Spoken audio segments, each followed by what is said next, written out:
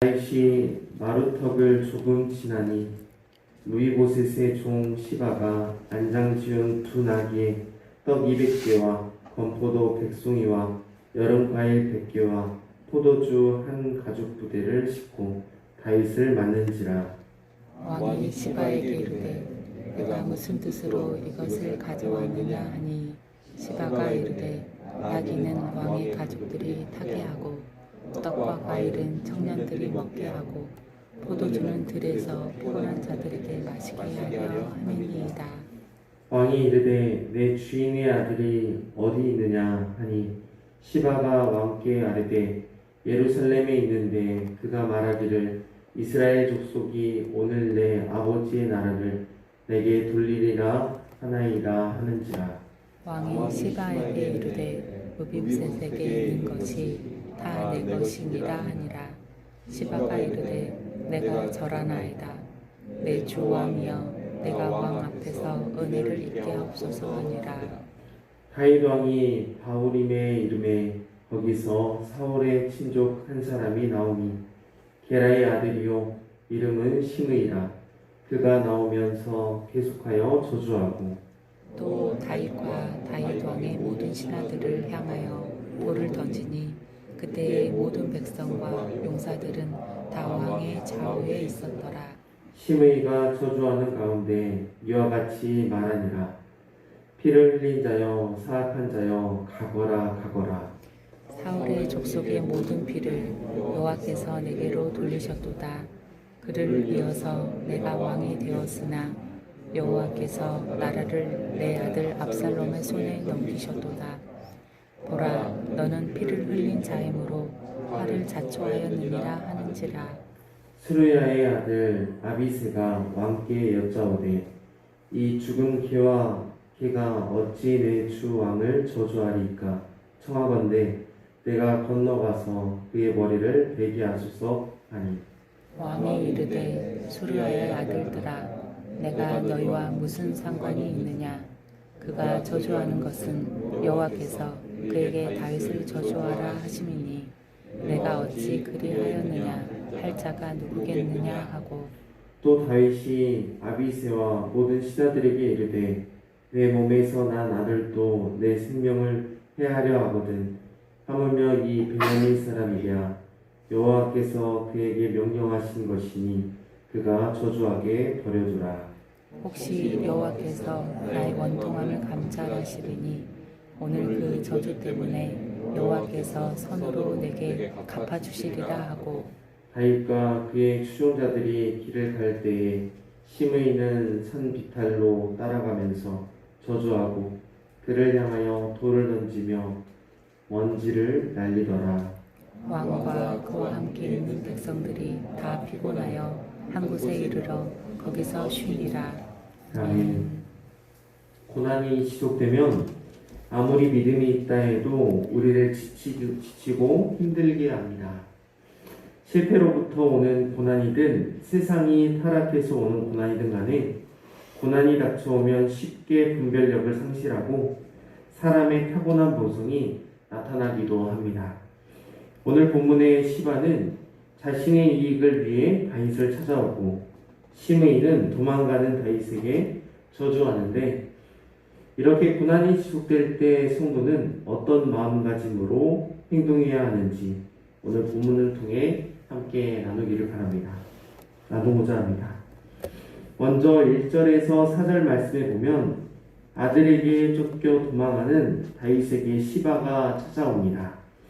어려운 상황 속에 있는 사람을 누군가 찾아온다는 것은 고난의 길을 통과하는 사람에게 매우 좋은 소식일 것입니다. 그런데 그 사람이 다윗을 위해 두 나귀에 먹을 것과 마실 것을 가득 채워왔습니다. 시바가 식량을 가지고 찾아온 것입니다. 그런데 다윗은 이런 시바의 도움을 마다하지 않습니다.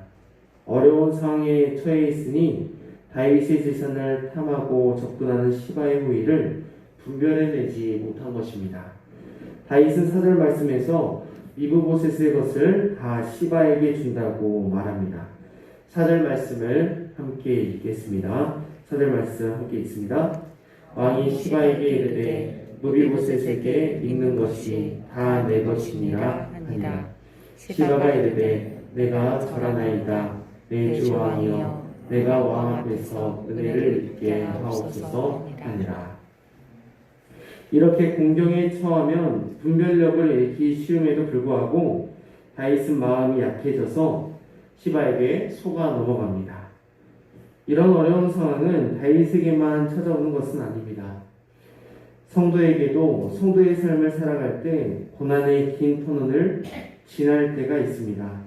물론 다윗과 같이 똑같은 상황에서 똑같이 주어진 고난은 아닐지라도 반드시 성도에게 고난은 찾아옵니다. 그런데 그런 고난의 상황 속에서 하나님께서 허락하신 은혜가 아님에도 불구하고 사람들이 주는 호의를 그냥 받아들일 수 있습니다.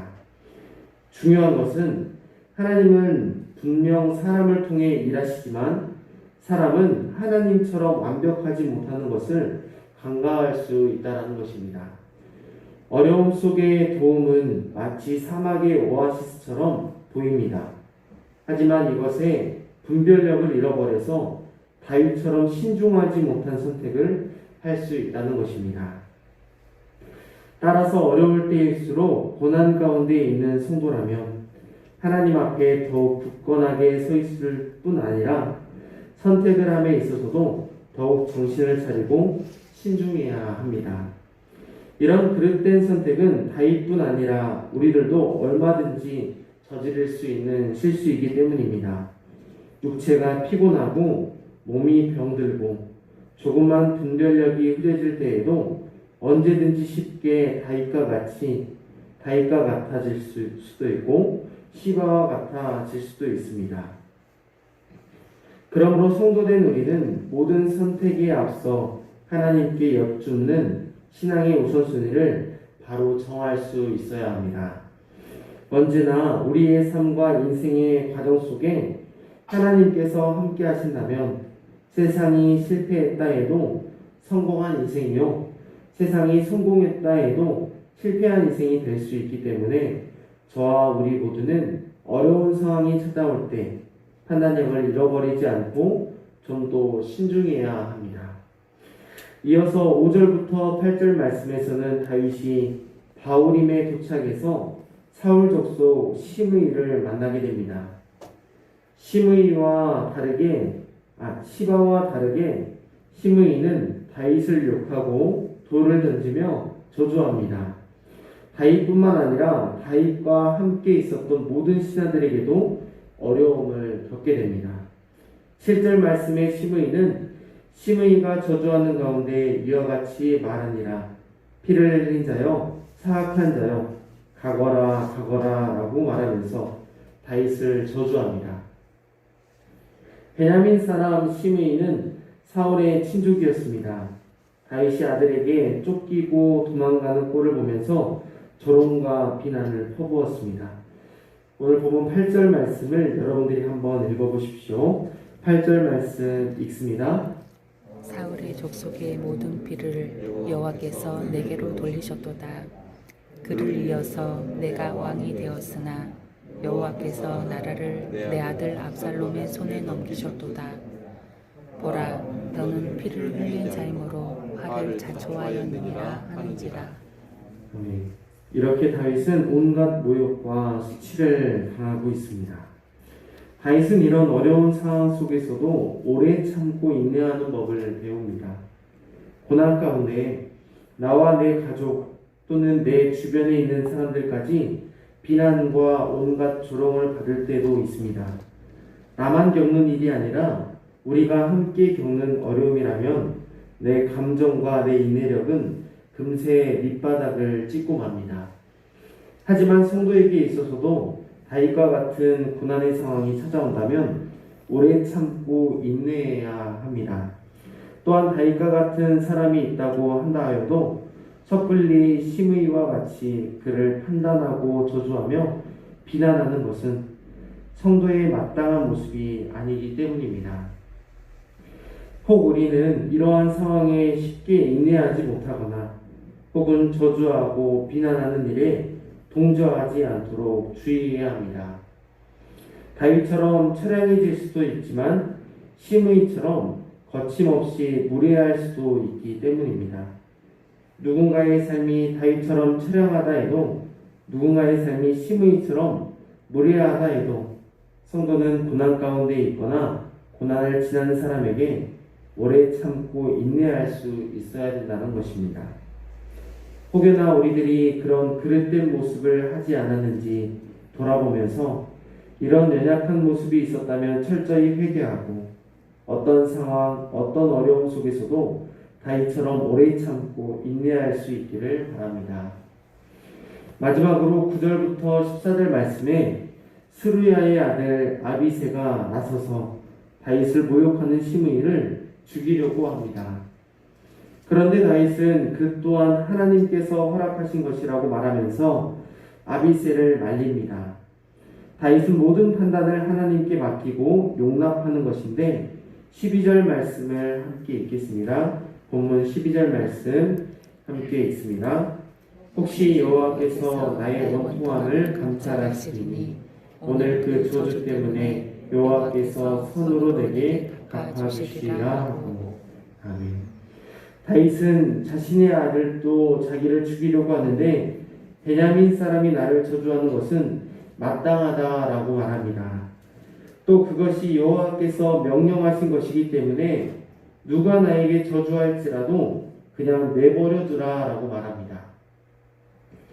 다윗은 결국 하나님을 바라보면서 시므이의 저주하는 말에 집중하지 않고 하나님의 책망의 말에 귀를 기울입니다. 고난이 오면 당장 눈앞에 들이닥친 상황에 우리들의 시선과 마음이 빼앗기기 쉽습니다. 하지만 다윗은 어떻습니까? 자신이 부탁한 것도 아니고 스스로 나서서 시므이의 목을 베어버리겠다고 하는 아비새의 요청을 받아들이지 않고 있습니다. 오히려 하나님을 바라보며 나의 원통함을 감찰하셔서 그 저주로 인해 선으로 갚아주실 것을 기대하고 있습니다.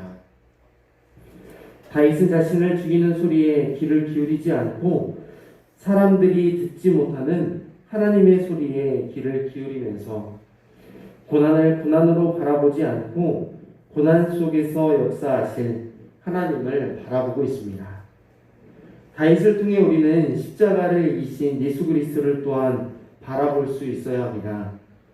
많은 사람들이 예수 그리스도의 십자가를 저주하고 조롱했지만 예수 그리스도는 그 십자가를 통해 하나님을 바라보았던 것처럼 우리 또한 고난 가운데 하나님을 바라볼 수 있어야 합니다. 다윗과 같은 어려움이 우리에게 찾아오지 않으리라는 법은 없습니다. 자식에게도 온갖 모욕을 당할 수 있고 심지어 이웃과 친척들에게도 갖은 고난과 핍박, 심지어 저주를 들을 수도 있습니다. 그런 상황 속에서도 오늘 본문 말씀을 통해 우리가 알 수 있는 것은 섣불리 선택하거나 쉽게 분을 내거나 나에게 닥친 환경을 바라보는 것이 아니라 좀 더 신중하게 오래 참고 인내하며 하나님을 바라보아야 한다는 것입니다. 우리 광주 영광교회 저를 포함한 우리 모두는 하나님 앞에서 고난의 긴 터널을 지날 때 이를 꼭 명심하시고 늘 말씀과 기도로 경건의 생활 가운데 깨어있는 우리 모두가 될 수 있기를 간절히 소망합니다. 기도하겠습니다. 하나님 아버지, 오늘도 사무엘하 말씀을 통해 우리에게 말씀하여 주시니 감사합니다.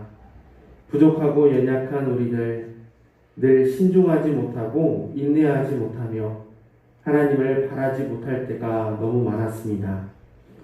어떻게 내 자신을 하나님 안에서 잘 세워질 수 있을지를 다윗을 통해 말씀하여 주시고 또한 늘 깨어있을 수 있도록 인도하여 주시옵소서. 실수와 실패투성이인 우리들의 인생에 하나님을 알만한 지혜를 주시고 하나님의 은혜로 오늘 하루도 실수와 실패를 통해 하나님의 승리와 승리를 깨닫는 날 되게 하여 주옵소서. 오늘도 주님 주신 말씀을 붙잡고 간절히 기도하며 나아갑니다. 하나님이 아니고서는 해석이 안 되는 인생이 되게 하시고 하나님의 뜻 구하며 하나님이 이루실 일들을 기억하는 기도의 시간 되게 하여 주옵소서. 예수 그리스도 이름으로 간절히 기도드렸습니다. 아멘.